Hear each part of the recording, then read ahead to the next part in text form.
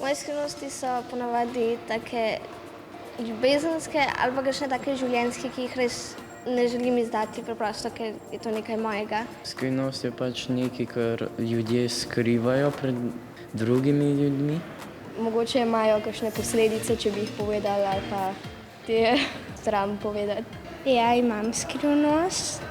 Kdo je moj prijatelj, pa kdo pa ni. Svoje skrivnosti nikoli ne povem. Veliko skrivnosti je čisto prijaznih. Naprimer, če komu pripravljamo zabavo presenečenja.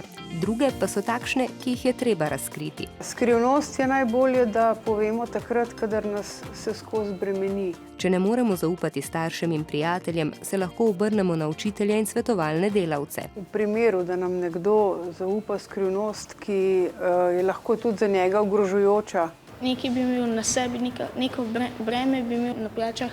s tem, ko nam to pove, na nas prenese odgovornost, da moramo s tem nekaj narediti. Če pač v tej skrivnosti nasilje ali kakršnakoli taka stvar, jo preprosto moraš povedati nekomu odgovornemu, da to lahko reši. Če v takem primeru prelomimo za obljubo o molčečnosti, nismo zaradi tega nič slabši prijatelji, prej obratno.